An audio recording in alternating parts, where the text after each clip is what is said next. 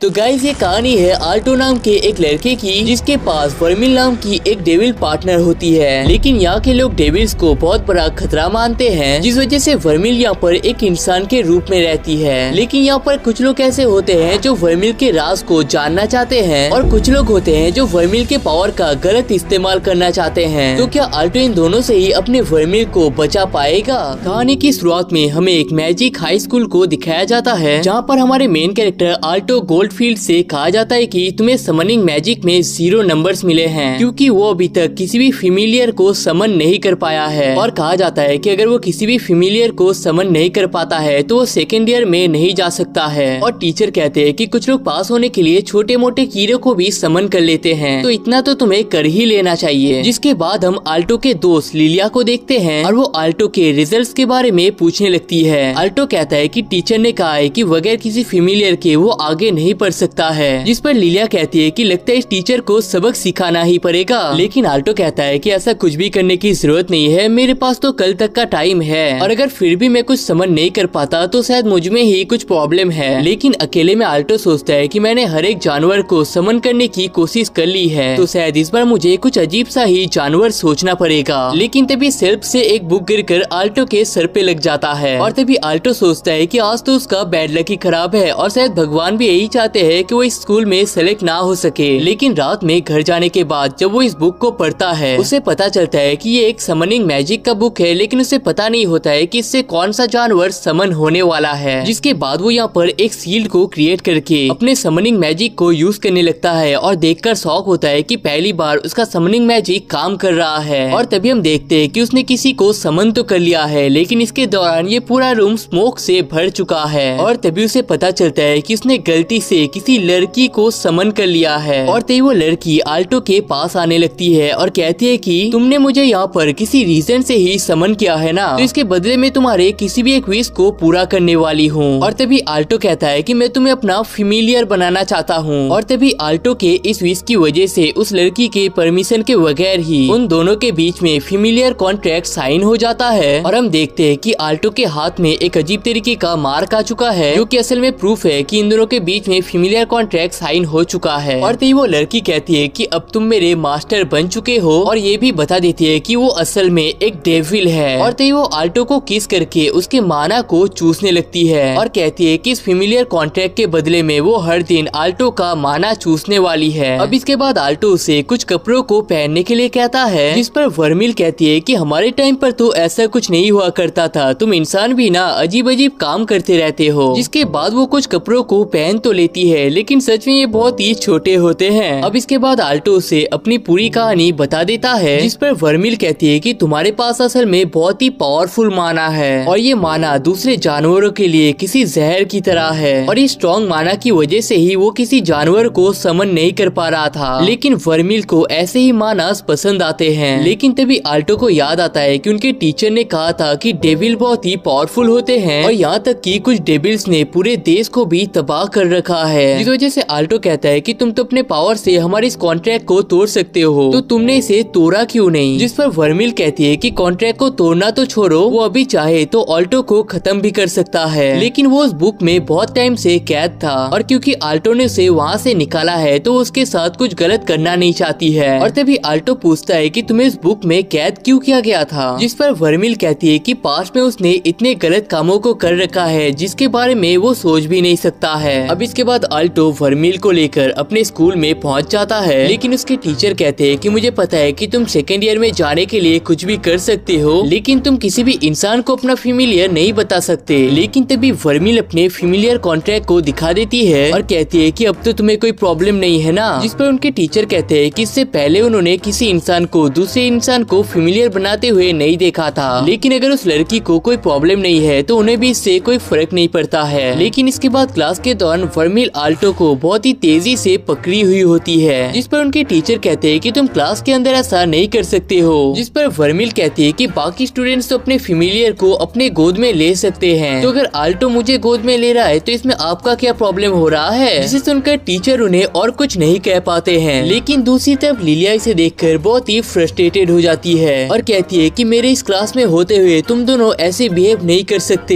लेकिन इस चीज को देखने के बाद टीचर उसे ही बाहर जाने के लिए कहते जाते हैं। अब क्लास के बाद लिलिया ऑल्टो के पास चली जाती है और कहती है कि तुम्हारा बहुत गुटरगु हो गया है, लेकिन अब बताओ ये लड़की तुम्हारे साथ कौन है। जिस पर ऑल्टो कहता है कि ये तो मेरी फेमिलियर है, भूल गई क्या, अभी तो क्लास में देखा था इसे। लेकिन तभी लिलिया ऑल्टो के मुंह पर अपने टाई को फेंक देती है, जिसका मतलब है कि वो ऑल्टो को डुओ के लिए चैलेंज कर रही है और कहती है कि अगर तुम इस मैच को हार जाते हो तो तुम्हें अपने फेमिलियर को छोड़ देना होगा। और तभी वर्मिल पूछती है कि क्या सच में हम अपने ओपोनेंट से कुछ भी करने के लिए कह सकते हैं। जिस पर ऑल्टो कहता है कि अगर वो दोनों डुओ करते हैं तो ये इसके स्कूल के रूल के अंदर आ जाता है, तो हाँ उन्हें अपने ओपोनेंट के बात को मानना ही होगा। जिसके बाद वर्मिल लिलिया से कहती है कि याद रखना अगर हम लोग जीत जाते हैं ना तो हम तुमसे कुछ क्रेजी करवाने वाले हैं। इस पर लिलिया कहती है कि तुम कैसी बातें कर रहे हो, हम लोग तो अभी बस स्कूल में ही पढ़ते हैं, लेकिन जीतने के बाद अगर ऑल्टो मुझसे ये मांगता है तो मुझे तो उसे देना ही पड़ेगा। अब इसके बाद स्कूल में कई सारे पोर्टल खुल जाते हैं ताकि सब लोग उनके बैटल को देख सके और उनका बैटल आसमान के ऊपर एक स्टेज पर होने वाला है। जिसके बाद लिलिया यहाँ पर अचानक से सीरियस हो जाती है, जिसके बाद वो अपने एंजल फेरी को यहाँ पर समन कर लेती है और बता देती है कि डुओ के अंदर वो दोनों अपने फेमिलियर्स को यूज कर सकते हैं और ये भी बता देती है कि क्योंकि उनके पास कोई फेमिलियर नहीं है तो उनके जीतने का यहाँ पर कोई भी चांस ही नहीं बनता है। लेकिन वर्मिल कहती है कि लड़की तो कुछ ज्यादा ही बकबक करती है और तभी वो ऑल्टो के सामने आ जाता है ताकि वो उसे अच्छे तरीके से प्रोटेक्ट कर सके। लेकिन तभी लिलिया अपने विंड थ्रो को यूज कर देती है, जिस वजह से यहाँ पर एक धमाका हो जाता है। लेकिन हम देखते हैं कि इतने खतरनाक अटैक के बावजूद वर्मिल को यहाँ पर कोई फर्क ही नहीं पड़ा है और इस चीज को देखकर लिलिया और सारे स्टूडेंट्स शॉक हो जाते हैं। और तभी वर्मिल कहती है कि याद रखना तुमने हमारे ऊपर सबसे पहले अटैक किया था, तो इसके बाद जो होने वाला है इसके जिम्मेदार भी तुम ही होने वाले हो। जिसके बाद वो असल में लिलिया के सारे माना को खींच लेती है। अब इसके बाद लिलिया यहाँ पर हार मान लेती है और वो ऑल्टो को कुछ भी विश करने के लिए कहती है। जिसके बाद ऑल्टो कहता है कि इसके बाद तुम दोनों और फाइट नहीं कर सकते हो और तुम दोनों को हमेशा के लिए दोस्त होना पड़ेगा। जिसके बाद वो दोनों एक दूसरे के साथ दोस्ती कर तो लेते हैं, लेकिन देखकर ऐसा लगता नहीं है कि सच में वो दोनों दोस्त बन चुके हैं। अब इसके बाद रात में वर्मिल फिर से ऑल्टो के माना को चूसने लगती है, जिस पर ऑल्टो कहता है कि तुम तो इतने पावरफुल डेविल हो तो तुम्हें मेरे माना की क्या जरूरत है। जिस पर वर्मिल कहती है कि इतने टाइम तक उस बुक में रहने की वजह से वो बहुत ही कमजोर हो चुकी है और अगर वो ऑल्टो के माना को ना चूसता तो शायद इतने टाइम में वो खत्म ही हो जाता। जिस पर ऑल्टो कहता है कि अगर मैं ना भी होता हूँ तो तुम किसी और के माना को चूस कर भी रह सकते हो ना। जिस पर वर्मिल कहती है कि तुम्हारा माना नॉर्मल आदमियों से बहुत ही अलग है, क्योंकि अगर नॉर्मल आदमी उससे फेमिलियर कॉन्ट्रैक्ट बनाने के लिए भी जाता तो उसका सारा माना वर्मिल के अंदर चला जाता और वो आदमी वहीं पर खत्म हो जाता।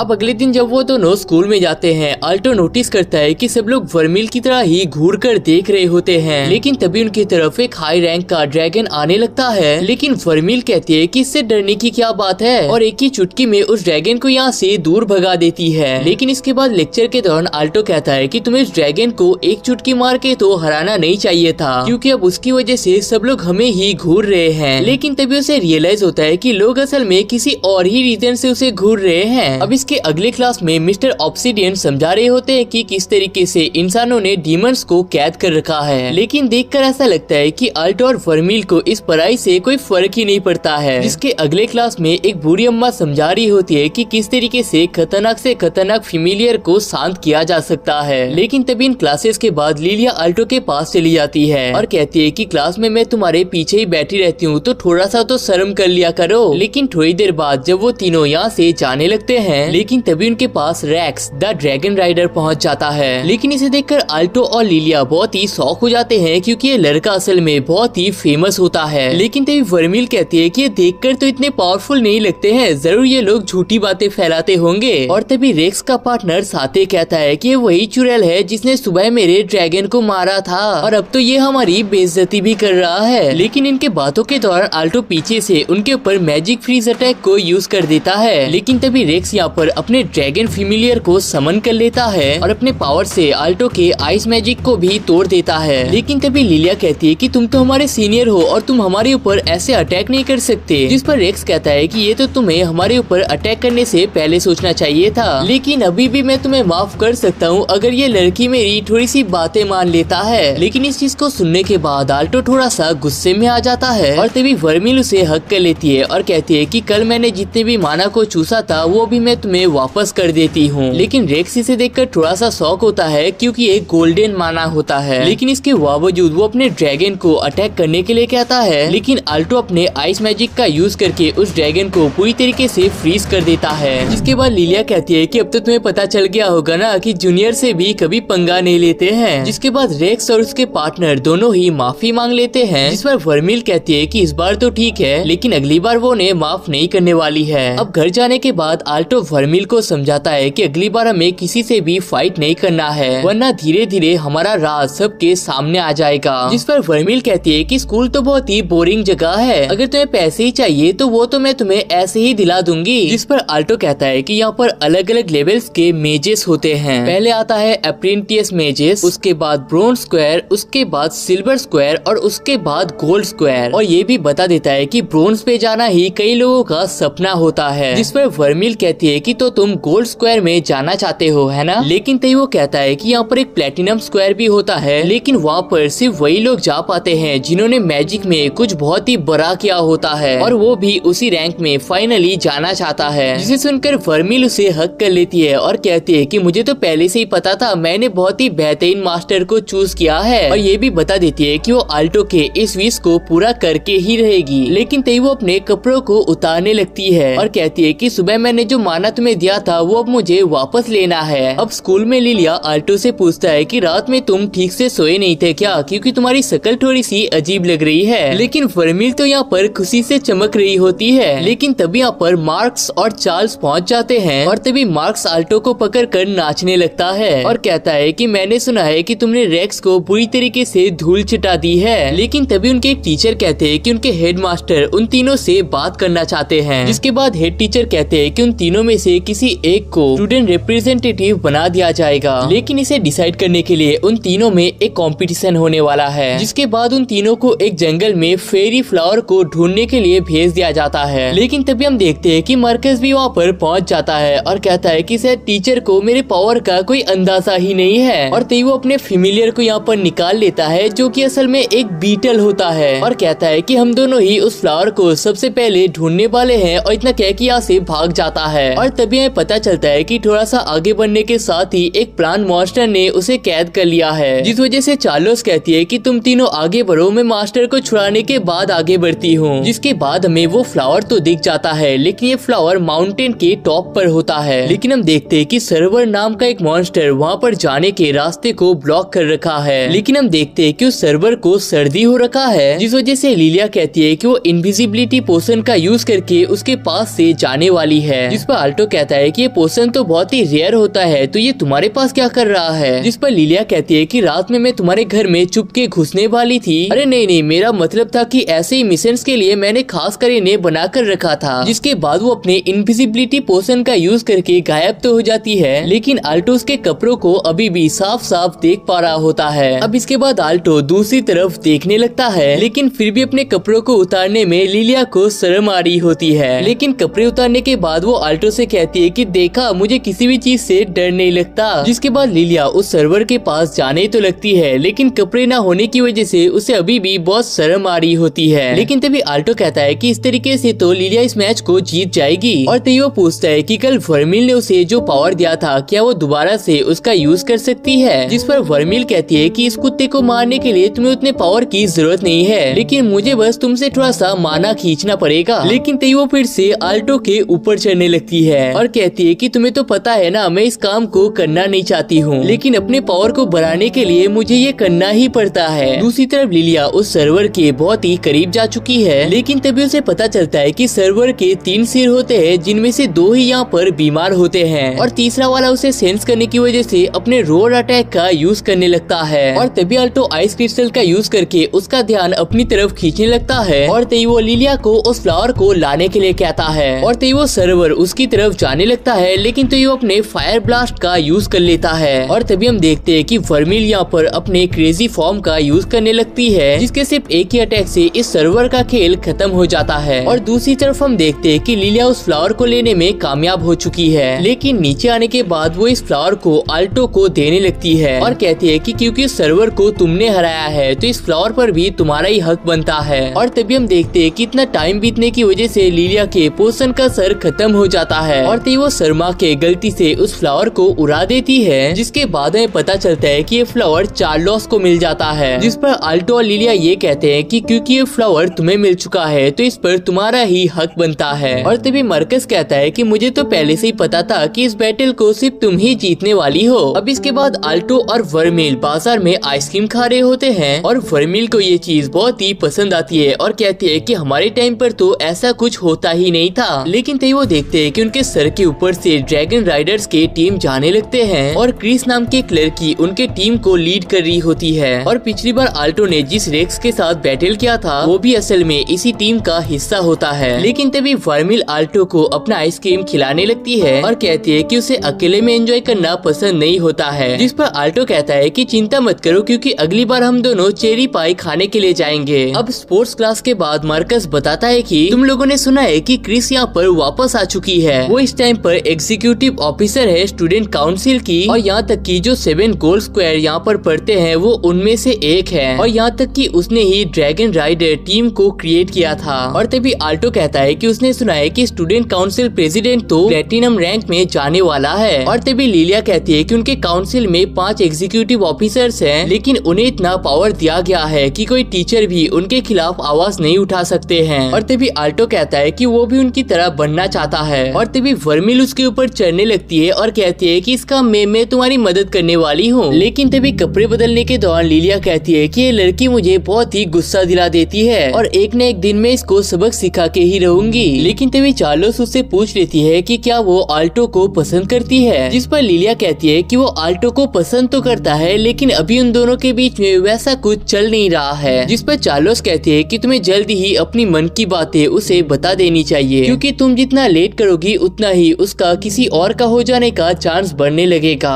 दूसरी तरफ हम देखते हैं कि आल्टो के ड्रेस बदलने के दौरान वर्मिल उसे देखने के लिए पहुंच जाती है, जिस वजह से आल्टो बहुत ही गुस्सा हो जाता है। जिसके बाद आल्टो कहता है कि मैंने तुम्हें बाहर वेट करने के लिए कहा था ना। और तभी यहाँ पर लिलिया भी पहुंच जाती है और कहती है कि तुम ऐसा कैसे कर सकते हो, तुम्हें अपने कामों पर शर्म आनी चाहिए। लेकिन आल्टो कहता है कि तुम दोनों हमेशा लड़ते ही क्यों रहते हो, दोस्ती करने में क्या बुरी बात है। लेकिन तभी वो देखते हैं कि उनके सामने से कुछ स्टूडेंट्स आ रहे होते हैं जो कि असल में स्टूडेंट रिप्रेजेंटेटिव्स होते हैं। और तभी उनके यहाँ से जाते टाइम वर्मिल उनके पावर को अच्छे तरीके से फील कर पाता है। अब इसके बाद आल्टो शावर ले रहा होता है, लेकिन तभी वो देखता है कि वर्मिल वहाँ पर भी पहुँच चुकी है। और तभी वर्मिल उससे कहती है कि तुम उन स्टूडेंट रिप्रेजेंटेटिव्स को बीट करना चाहते हो, है ना। जिस पर आल्टो कहता है कि उन्हें तो हर कोई ही बीट करना चाहता है। और तभी वर्मिल कहती है कि अगर तुम मेरा साथ देते हो तो उन्हें बीट करना उतना भी मुश्किल काम नहीं होगा। दूसरी तरफ हम देखते हैं कि क्रिस यहाँ पर रेक्स को बहुत ही बुरी तरीके से मार रही होती है और कहती है कि तुमने हमसे बहुत ही रिक्वेस्ट किया था, सिर्फ इसी वजह से हमने तुम्हें ज्वाइन होने का मौका दिया था। लेकिन अगर तुम हमारे जूनियर जिसके पास कोई फेमिलियर भी नहीं है तुम उनसे मार खाकर आ जाते हो तो हमारे टीम में तुम्हारे लिए कोई भी जगह नहीं है। लेकिन तभी साथे कहता है कि हम वहाँ पर कोई डुओ नहीं कर रहे थे, हम तो वहाँ पर ऐसे ही खेल रहे थे। जिस पर क्रिस कहती है कि ठीक है, मेरे पैर में जो खून लगा हुआ है अगर रेक्स से साफ कर देता है तो मैं उसे अपनी टीम में वापस से ज्वाइन कर लूंगी। जिसे सुनकर रेक्स कहता है कि सब लोग सही कहते हैं, ये बस एक बेकार का क्लब है जहाँ पर सब लोग खुद की ही तारीफ करते हैं और ऐसे ग्रुप से निकल जाना ही ज्यादा सही रहेगा। जिसे सुनकर क्रिस उसे तेजी से लात मार देती है और रेक्स को परमानेंटली इस ग्रुप से निकाल दिया जाता है। अब इसके बाद अगले दिन उसे हॉस्पिटल में भर्ती कर दिया जाता है और आल्टो भी उससे मुलाकात करने के लिए पहुंच जाता है और इस एक्सीडेंट का रीजन पूछने लगता है। जिस पर रेक्स कहता है कि तुम्हें ड्रैगन के बारे में कितना पता है। जिस पर आल्टो कहता है कि वो बड़े होते हैं, खतरनाक होते हैं और कूल होते हैं। जिसे सुनकर रेक्स कहता है कि तुम मेरे फीलिंग्स को नहीं समझ पाओगे। लेकिन तभी साथे कहता है कि ये सारी मेरी गलती है, अगर उस दिन में रेक्स को तुम्हारे पास ना ले जाता तो आज भी हम दोनों ड्रैगन राइडर के ही हिस्सा होते। अब इसके बाद रास्ते में लिलिया उसे रोक रही होती है क्योंकि उसने क्रिस को बैटल के लिए चैलेंज कर दिया है। लेकिन वो किसी के भी बात को ना सुनकर वर्मिल के साथ बैटल करने के लिए जाने लगता है। और तभी वहाँ पर पहुँचने के बाद क्रिस कहती है कि मैं तुम्हारे हिम्मत की दाद देती हूँ बच्चे, लेकिन तुम्हें हम जैसे ग्रुप के साथ पंगा नहीं लेना चाहिए और अभी भी तुम्हारे पास चांस है, तुम घर जा सकते हो बच्चे। लेकिन तभी आल्टो वर्मिल से उसका गोल्डन माना लेने लगता है और क्योंकि आल्टो यहाँ पर हार नहीं माना है, क्रिस अपने समनिंग मैजिक का यूज करके अपने ड्रैगन को समन कर लेता है। अब क्रिस यहाँ पर अपना फायर बुलेट और आल्टो आइस मैजिक का यूज कर रहा होता है। लेकिन तभी क्रिस के फायरबॉल मैजिक के यूज करने की वजह से पहली बार वर्मिल को डैमेज का सामना करना पड़ता है, जिसके बाद वो फिर से अपने फ्लेम अटैक का यूज करने करने लगती है और तभी क्रिस मन में सोचती है कि इसका माना लेवल, इसका पावर और इसका एक्यूरेसी नॉर्मल से बहुत ही ज्यादा है। लेकिन इस चीज से वो शौक नहीं है, वो शौक है इस चीज को देखकर कि इतने सारे पावरफुल फायरबॉल को लेने के बावजूद ये लड़की यहाँ पर खड़ी कैसे है, जिसका मतलब है कि ये कोई आम मैच तो नहीं हो सकती है। लेकिन तभी वर्मिल कहती है कि मैं तुम्हें अपना सारा पावर देने वाली हूँ जिससे तुम इस पूरे बैटल को खत्म कर सकते हो। जिसके बाद आल्टो अपने सबसे पावरफुल अटैक का यूज कर लेता है और देखकर तो ऐसा ही लगता है कि शायद उस लड़की का खेल यहाँ पर खत्म हो चुका है। लेकिन तभी क्रिस कहती है कि अगर तुम्हारा अटैक मुझे लग जाता तो सच में मेरा खेल खत्म हो जाता, लेकिन इन्हीं मौकों के लिए तो मैंने अपने ड्रैगन को ट्रेन कर रखा है। और तभी आल्टो क्रिस्टल मैजिक का यूज कर लेता है जिसे क्रिस डॉज कर लेती है। जिसके बाद क्रिस नीचे यहाँ पर फायरबॉल मैजिक का यूज करने लगती है और जब आल्टो एक कोने में पहुँच जाता है जिसे देखकर क्रिस कहती है कि मैं तुम्हें आखिरी मौका देती हूँ, अगर तुम मेरे पैरों को पकड़कर माफी मांग लेते हो तो मैं तुम्हें यहाँ से जाने का मौका दूंगा। लेकिन तभी आल्टो पूछता है कि तुम लोगों को इतना छोटा करके क्यों देखती हो, जिस पर क्रिस कहती है कि तुम्हें पता भी है एक ड्रैगन इतना फेमस क्यों होता है, उनके पास फ्लेम थ्रोअर की पावर होती है, स्टील जैसे नाखून और पत्थर तोड़ने वाले दांत होते हैं, लेकिन इसके बावजूद उन्हें ड्रैगन सिर्फ इसलिए पसंद है क्योंकि वो उनके ऊपर चढ़ के आसमान में उड़ सकते हैं। और कहती है कि ये आसमान असल में उनका है और जल्दी उनको पता चल जाएगा कि क्यों वो लोग हमेशा उनके नीचे ही रहेंगे। और तभी वो उनके ऊपर से अटैक करने लगती है और कहती है कि जब मैं ऊपर से फाइट को कंट्रोल करती हूँ तो तुम लोग मेरा कुछ नहीं बिगाड़ सकते। और तुम पूछ रहे थे ना कि मैं हमेशा लोगों को नीची नजरों से क्यों देखता हूँ, क्योंकि मैं हमेशा तुम लोगों से इतना ऊपर रहती हूँ। और तभी वो कहती है कि पता है मैंने रेक्स को अपनी टीम से क्यों निकाला था, क्योंकि उसका ड्रैगन कहलाने के लायक ही नहीं है, उसके पास तो बस एक बड़ा सा छिपकली था